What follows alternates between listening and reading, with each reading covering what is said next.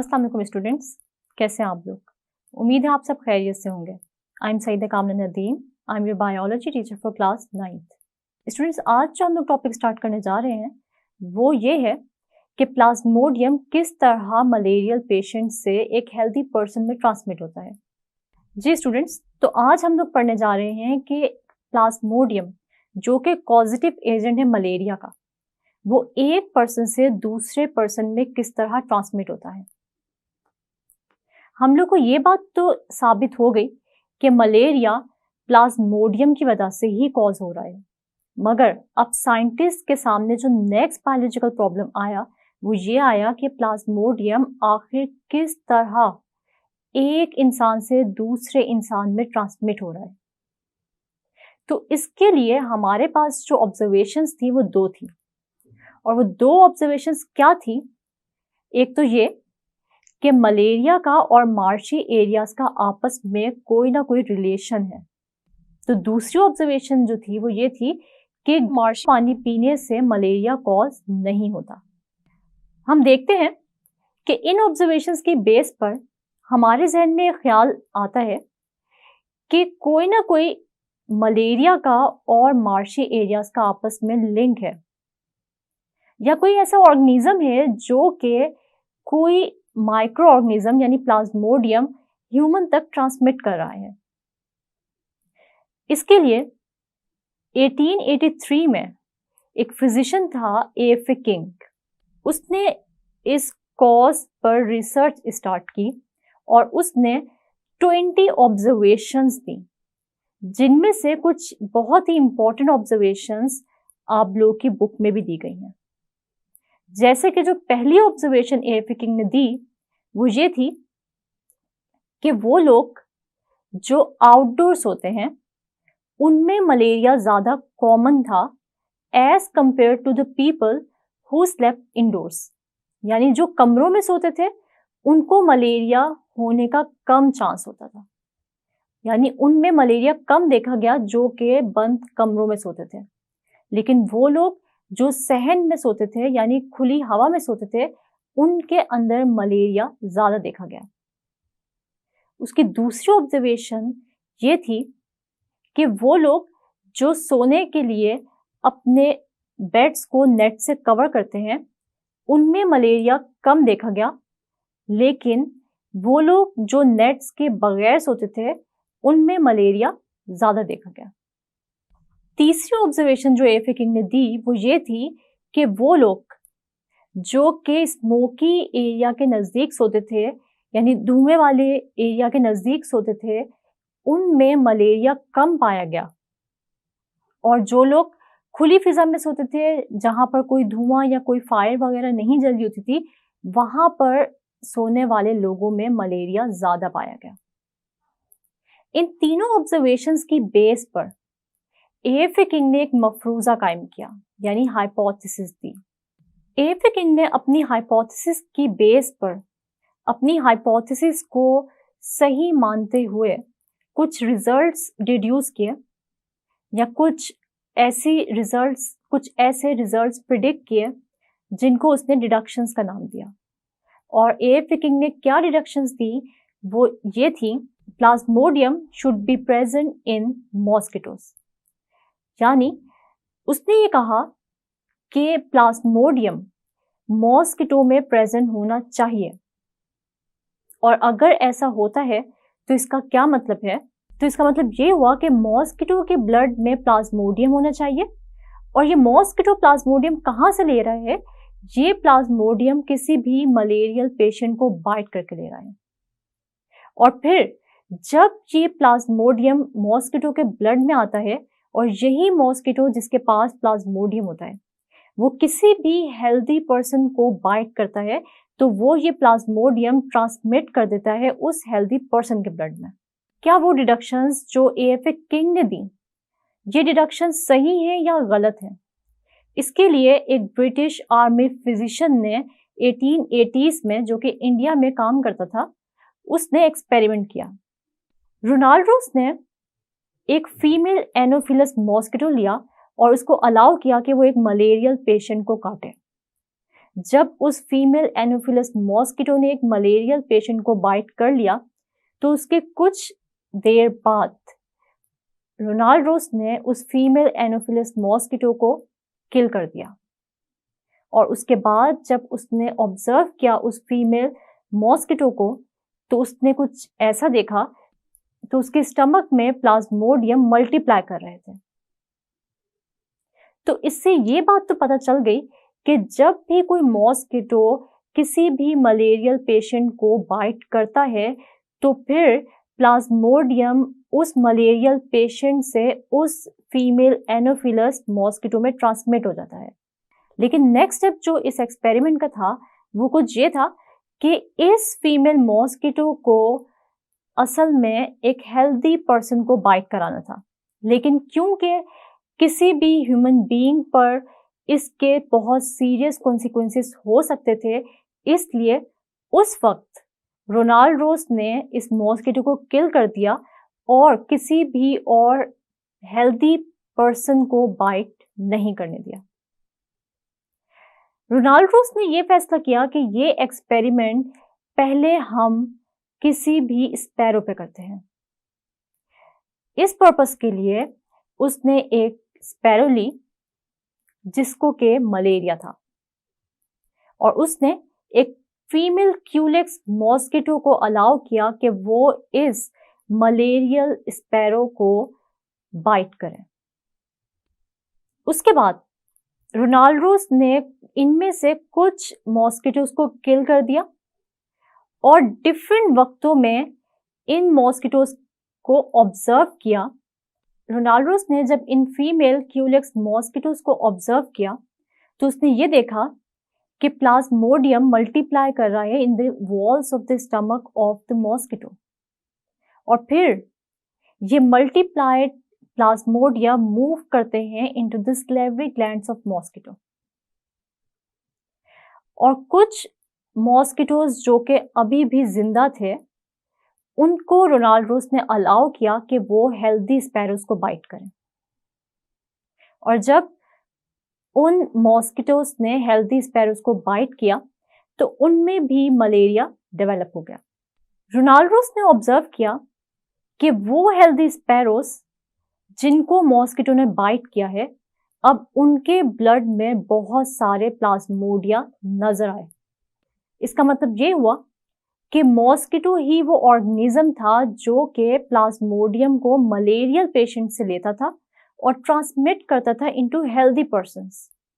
जैसे कि अभी हमने रोनाल्ड रोस के एक्सपेरिमेंट में देखा कि किस तरह फीमेल क्यूलिक्स मॉस्किटोज ने ऐसे स्पैरोज को काटा जो कि सफर कर रही थी मलेरिया से और किस तरह प्लाज्मोडियम मल्टीप्लाई हुआ मॉस्किटो के स्टमक की वॉल्स में और मूव किया towards the salivary glands of mosquito. और जब रोनाल्ड रोस ने क्यूलेक्स मॉस्किटोज को अलाउ किया कि वो हेल्दी स्पैरोज को बाइट करें तो फिर ये प्लाज्मोडिया ट्रांसमिट हो गए कहां पर, उन हेल्दी स्पैरोज के ब्लड में। तो ये एक्सपेरिमेंट ये बात साबित करता है कि वो डिडक्शन जो एएफए किंग ने दी कि असल में मॉस्किटो ही ट्रांसमिट कर रहा है प्लाज्मोडियम को और मॉस्किटो जब भी किसी मलेरियल पेशेंट को बाइट करता है तो वो प्लाज्मोडियम एक्चुअली ट्रांसमिट करता है उस मलेरियल पेशेंट से लेकर हेल्दी पर्सन में। इस बात पर मजीद यकीन हो गया कि प्लाज्मोडियम कॉज है मलेरिया का और वो कौन सा ऑर्गेनिज्म है जो कि प्लाज्मोडियम को एक मलेरियल पेशेंट से हेल्दी पर्सन में ट्रांसमिट करता है, तो वो था मॉस्किटो। लेकिन अभी मजीद एक्सपेरिमेंटेशन होना बाकी थी।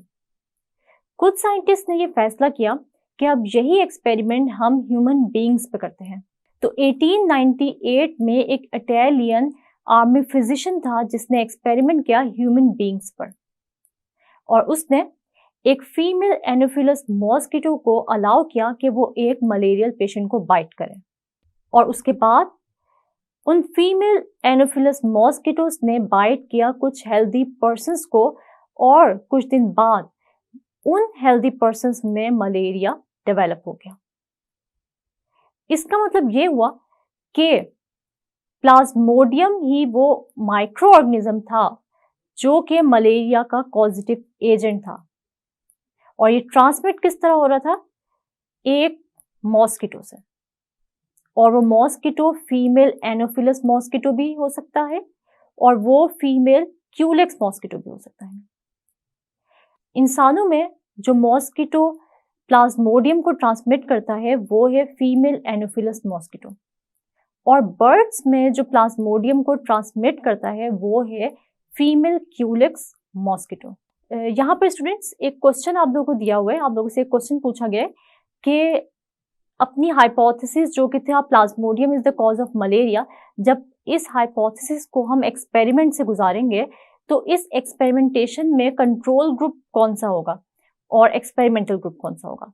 तो कंट्रोल ग्रुप जो है वो हेल्दी पर्सन्स का ग्रुप होगा या मलेरियल पेशेंट्स का ग्रुप होगा।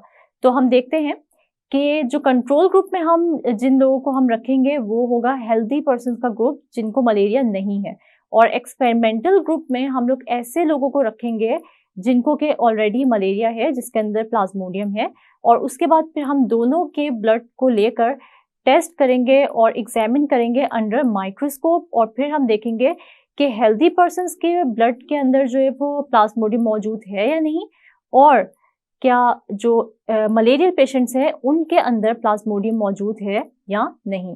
तो उसके बाद जो भी रिजल्ट्स आएंगे वो आप जो है फाइनलाइज करके उनको समराइज कर देंगे। तो इसका मतलब ये हुआ कि हम लोग कंट्रोल ग्रुप में हेल्दी पर्सन्स को रखेंगे। और इसके अलावा एक और जो इन्फॉर्मेशन हम लोगों ने इसके अंदर पढ़ी वो ये थी कि ये जो फीमेल एनोफिलस मॉस्किटो है ये आखिर बाइट क्यों करता है किसी भी बर्ड को या फिर मैमल को। तो उसकी वजह ये होती है कि जो फीमेल एनोफिलस मॉस्किटो है वो उसको जो है वो अपने एग्स की मैचुरेशन के लिए मैमल्स का या बर्ड्स का जो है वो ब्लड चाहिए होता है। इस वजह से जो है ये अपने एग्स को मैच्योर करने के लिए ब्लड को सक करते हैं और इस ब्लड को यूज करते हैं अपने एग्स को न्यूट्रिएंट्स प्रोवाइड करने के लिए। जी स्टूडेंट्स, तो हमारे पास कुछ क्वेश्चंस हैं आपके लिए जो कि बहुत ही इंपॉर्टेंट है एग्जाम पॉइंट ऑफ व्यू से। ये क्वेश्चंस जो है ये पास्ट पेपर्स में बहुत बार रिपीट हो चुके हैं, इसलिए आपने इन क्वेश्चंस की रिटन प्रैक्टिस करनी है। तो हमारे पास जो पहला क्वेश्चन है वो क्या है, write down observations of AFA king about malaria. AFA king ने जो ऑब्जर्वेशंस दी थी मलेरिया के बारे में वो टोटल 20 ऑब्जर्वेशंस थी, जिनमें से 3 जो है वो आपको बताई गई हैं आपकी बुक में। तो हम देखते हैं कि वो 3 ऑब्जर्वेशंस कौन सी हैं, वही आपने लिखनी है। People who slept outdoors were more likely to get malaria than those who slept indoors.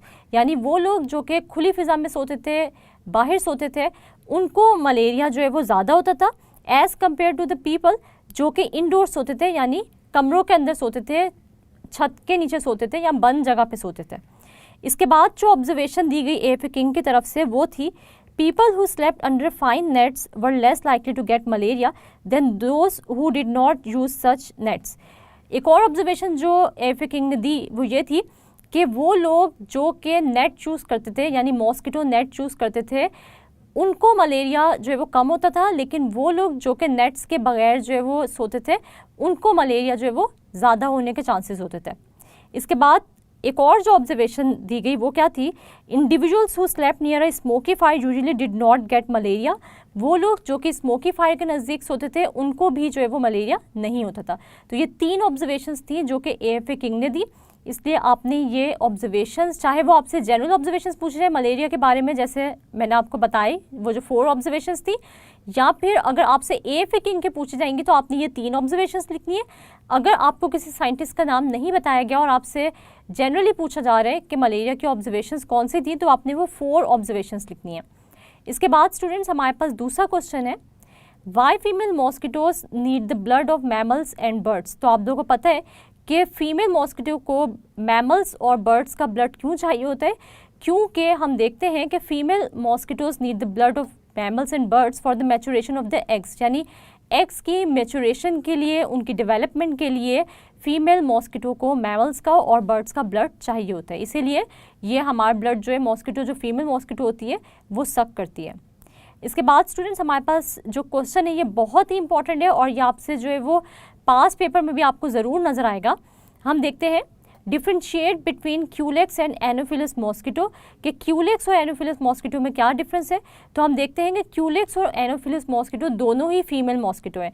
देखिए इन दोनों में डिफरेंस क्या है, तो हम देखते हैं क्यूलेक्स मॉस्किटो वो फीमेल मॉस्किटो है जो कि बर्ड्स को या स्पैरोज को बाइट करती है और उनमें मलेरिया कॉज करती है, लेकिन एनोफिलस मॉस्किटो वो फीमेल मॉस्किटो है जो कि ह्यूमन बीइंग्स को बाइट करती है और ये ह्यूमन में मलेरिया कॉज करती है। तो आप लोगों को ये डिफरेंस पता चल गया। आपने ये डिफरेंस याद रखना है क्योंकि ये क्वेश्चन बहुत ही आपके लिए सारे के सारे इंपॉर्टेंट है। इसके बाद हमारे पास फोर्थ क्वेश्चन है, give positive agent of dengue fever. तो ये आपके साइड बॉक्स से क्वेश्चन आया है कि डेंगू फीवर का पॉजिटिव एजेंट कौन सा है, यानी किस वजह से जो है वो डेंगू फीवर होता है। तो हमें पता है कि डेंगू फीवर जो है वो किस वजह से होता है, एडिस मॉस्किटो जो है ये पॉजिटिव एजेंट है डेंगू फीवर का। इसके बाद स्टूडेंट्स हमारे पास फिफ्थ क्वेश्चन है, give role of saliva of mosquito. तो हम देखते हैं कि स्लाइवा जो है वो हम जब भी कोई मच्छर काटेगा तो सबसे पहले तो वो हमारे जो स्किन होगी उसको पियर्स करेगा, यानी उसके अंदर जो है वो छोटा सा जो वो क्या करेगा, सुराख करेगा, और उसके बाद वो अपना जो स्लाइवा होगा वो हमारे बॉडी में या हमारे ब्लड में इंजेक्ट करेगा। और वो क्यों करेगा, ताकि वो जो स्लाइवा हो वो ब्लड के साथ जब ऊपर आएगा, यानी ब्लड के साथ मिक्स होकर जब ऊपर आएगा तो हमारा ब्लड जो है वो मॉस्किटो की फूड कैनाल में क्लॉट ना करे, क्योंकि हम देखते हैं कि मॉस्किटो के स्लाइवा में कुछ ऐसे जो है वो केमिकल सब्सटेंसेस होते हैं जो कि ब्लड क्लॉटिंग से बचाते हैं। और हम देखते हैं कि स्लाइवा वो इसीलिए पहले हमारे ब्लड में जो है वो इंजेक्ट करता है ताकि जब ये ब्लड वो सक करे तो वो ब्लड जो है वो इसकी फूड कैनाल में क्लॉट ना हो जाए। तो इसका मतलब ये हुआ कि स्लाइवा प्रिवेंट्स ब्लड क्लॉटिंग। इसके बाद स्टूडेंट्स जो आज हमने टॉपिक पढ़ा उसके अंदर एक लॉन्ग क्वेश्चन भी आपसे पूछा जा सकता है, और वो क्या है कि राइट नोट ऑन रोनाल्डोस एक्सपेरिमेंट। तो आपने क्या करना है कि आपने रोनाल्डोस का एक्सपेरिमेंट जो है वो डिटेल में लिखना है, और ये बहुत ही इंपॉर्टेंट जो है वो लॉन्ग क्वेश्चन है। तो स्टूडेंट्स आपने इसमें बताना है कि ह्यूमन में और स्पैरोस में उसने जो है वो किस तरीके से जो है वो मलेरिया कॉज होते हुए देखा, और उसने क्या ऑब्जर्व किया कि मॉस्किटो जो है वो किस तरीके से जो है वो ब्लड सक कर रहा है, किस तरह जो है वो प्लाज्मोडियम को वो इंजेक्ट कर रहा है ह्यूमन या स्पैरोस के ब्लड में, और किस तरह से प्लाज्मोडियम जो है वो क्या हो रहा है, मल्टीप्लाई हो रहा है। ये सारा का सारा जो एक्सपेरिमेंट था ये रोनाल्डोस ने साबित किया कि असल में हम देखते हैं कि जो मच्छर होता है वो प्लाज्मोडियम को ट्रांसमिट करता है from malarial patient to the healthy person. तो रोनाल्डोस के एक्सपेरिमेंट ने ये बात साबित कर दी थी। जी स्टूडेंट्स, तो आज हम लोगों ने ये स्टडी किया कि आखिर प्लाज्मोडियम किस तरह ट्रांसमिट होता है from one person to the other, और एएफए किंग की ऑब्जर्वेशंस, हाइपोथेसिस, डिडक्शन स्टडी हमने की। उसके बाद फिर हमने रोनाल्डोस का एक्सपेरिमेंट भी देखा कि किस तरह उसने ये बात प्रूव की कि एएफए किंग ने जो डिडक्शंस दी थी वो बिल्कुल सही थी, कि मॉस्किटो ही है जो कि प्लाज्मोडियम को ट्रांसमिट करता है एक मलेरियल पेशेंट से इनटू द हेल्दी पर्सन। और हमने ये भी देखा कि कौन सा मॉस्किटो है जो कि ह्यूमन बीइंग्स में ट्रांसमिट करता है प्लाज्मोडियम को, और कौन सा मॉस्किटो है जो कि बर्ड्स में प्लाज्मोडियम को ट्रांसमिट करता है। तो फीमेल एनोफिलस मॉस्किटो है जो कि ह्यूमन बीइंग्स में ट्रांसमिट करता है प्लाज्मोडियम को, और फीमेल क्यूलेक्स मॉस्किटो है जो कि प्लाज्मोडियम का source of transmission into birds.